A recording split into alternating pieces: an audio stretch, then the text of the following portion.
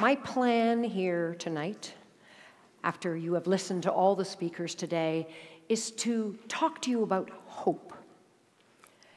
Now, as you can see, it is hard to have hope in today's world. And it's especially hard to have hope that's not just based on faith or kind of blind optimism that somehow things will get better. We wish, we hope, we pray, we bury our heads in the sand, and we try to convince ourselves that somehow, someday, someone will take care of it all. Well, not them, maybe. There are two problems with this approach. A, it doesn't actually make us feel any better. In fact, it may be part of doing the opposite. And B, obviously, it doesn't change anything. In fact, we probably make the problem worse. We consume more, we participate less, we become cynical, we give up on our ideals just because it feels like there's too many problems. It's overwhelming. There's too much to fight for. But, lucky for you, my job here tonight is to give you hope. And that's what I'm going to try and do. That is my plan.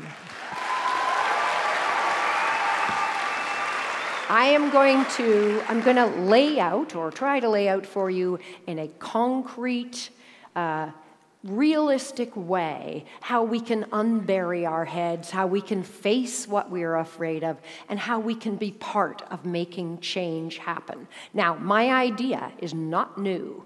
It's been around for a long time. It just needs a little tweaking.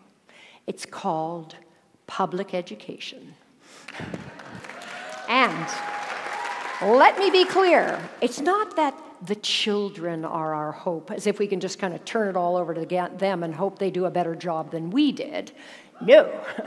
It is the public education itself that provides the place where hope exists. If we truly understood its role in all of our futures, if we planned, if we structured the system to live up to its kind of ultimate job, we could be growing, if that's the right word, the next generations that our world needs. We have a system that already exists, that 95% of Canadian children attend, and we are very lucky that way because in other countries, in lots of other countries, the proportion of kids in public education is much lower and shrinking. We have a system that provides the concrete place where hope lies. But we have to make sure that we provide it with the capacity and the support it needs to live up to its hopeful promise. So I'm going to start with a story. And I'm telling this story because, to me, it gives a tangible example of what happens when we make small shifts, and how making sometimes those small shifts can help us do the big job, the big work of public education. I want you to imagine two boys. These are just regular, everyday boys, not stellar students, not natural leaders like lots of you are. Kids who are just happy to do as little as possible, really, in school. These two boys, grade 4 boys, are, as part of a whole school student-led math project, they are charged with investigating problems in the playground. And so these kids approach this in their usual lackadaisical way, and it's math, so they do a bit of graphing, they do some mapping, a bit of analyzing, and then they discover something interesting. They realize that more kids are getting sent to the office at lunch and at afternoon recess than are getting in trouble in the morning. And then they notice something else, that teachers are assigned to the playgrounds at equal times all the way throughout the day. And so they decide they've got the solution. There just need to be more teachers on duty in the afternoon. They go to their teacher with their discovery and all their evidence to back it up. And then they find out that, no, every single teacher is already working their maximum collectively agreed upon 80 minutes of supervision per week. So, Undaunted and now engaged, because they're kind of interested in this problem, these two boys, Anwar and Timothy, go back to the drawing board. And they work away and they reconfigure the schedule so that there are fewer teachers on duty in the morning and more teachers on duty in the afternoon. And then they are invited to present their findings to a representative group of teachers, along with their recommendations for reconfiguring the schedule and for placing the teachers in different positions, because they've mapped out where more kids are getting into trouble. And their recommendations are unanimously agreed upon by the staff in the school. And this is the first time in the history of this school, or maybe any school, where a group of kids, 2 kids in grade 4, have input into the supervision schedule. Now, this is, of course, a true story. It happened in a Toronto school. This story is told in a wonderful book called Pushing the Limits by Kelly Gallagher McKay and Nancy Steinhauer. And the reason that I'm telling it to you is because, again, it's a tangible example of how we can change things in our schools. These boys learned math, yes, but they also learned vital skills for living in the world. They learned to identify and analyze problems. They were encouraged to develop and to experience, because they were listened to, a sense of agency. They thought creatively and they learned to persist. These skills are going to stand them in good stead as individuals when they grow up, but these are also the skills that our next generations will need in order to be able to work together to solve the complex problems of the world. These are the skills the world needs. So the reason this is a hopeful story is that it shows that that the job of public education is important, but what's also important is that it shows that what we have to focus on is connecting the dots between what happens inside our schools and what the world needs. Now, remember the depressing slides? It is possible, if we take it on as the responsibility of our system, it is possible to teach our children to have less fear, to imagine, to be able to approach complex problems without a set end goal in mind. It is possible for us to teach the students in our schools how we are connected to each other and to the world around us. But we have to be intentional about it. We have to decide this is the job of public education. That's where the hope lies. If we decide, and if we take it on as our job to ensure that all of our students are educated in a way that they can play a real role in the world, no matter who they are or what their background is, if we can begin to assume of the system that it will foster students, whether they want to be bricklayers or dentists or chefs, students who, when they grow up, will be able to vote with a deep understanding of the issues, who will be able to make healthy choices and understand their impact on the world, then we'll have hope. So the hope and the responsibility lie in ensuring that our system has the capacity and the support it needs to teach our kids to imagine, to use innovative approaches in problem solving, to be able to take the knowledge they've gained in one context and apply it to another one. These are the core skills. These are the basics.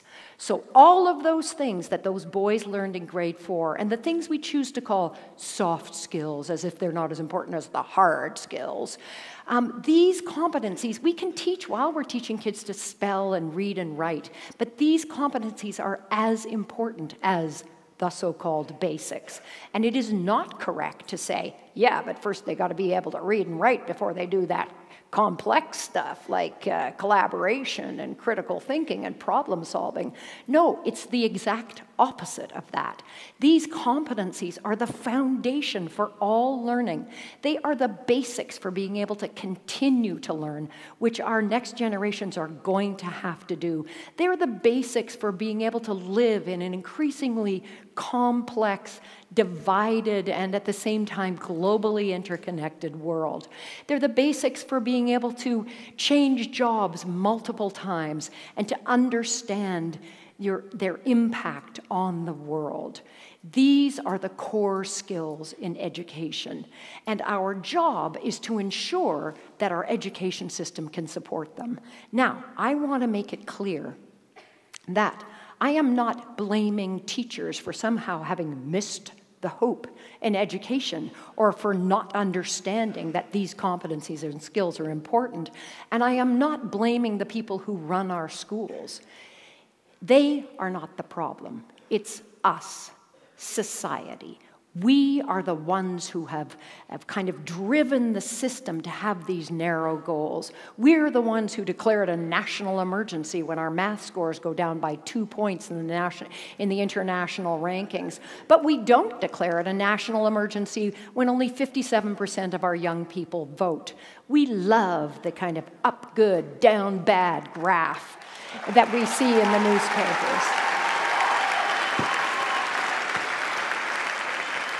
But we need to know and to own that because of our desire for a nice, simple way to judge the success of the whole public education system, we're actually squeezing out its capacity to be the place where there's hope for our future.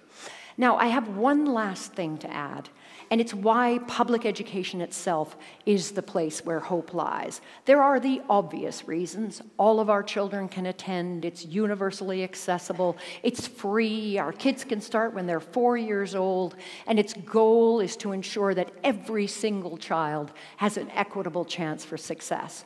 Those things are important, and they are laudable.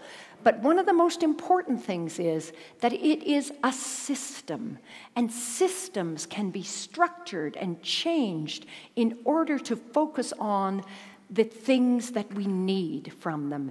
And in this case, the needs that we need met are the needs of our communities, our provinces, our country, and the needs of humanity itself. So, the other thing that's interesting about public education is that in and of itself, it provides a kind of model of being able to understand and support balance between what's good for me and what's good for the group. Public education is constantly living in that tension. Private systems don't have to do that. They are allowed to meet the needs of the group, the particular group that they're there to serve. But public education, by its very nature, has to meet the needs of all the individual students in it, as well as its bigger cause, which is educating our next generation of society so that no one feels left out, so that everyone has the capacity to be engaged in their world, is able to vote, has a voice, and is able to work together on the complex problems of the world around them.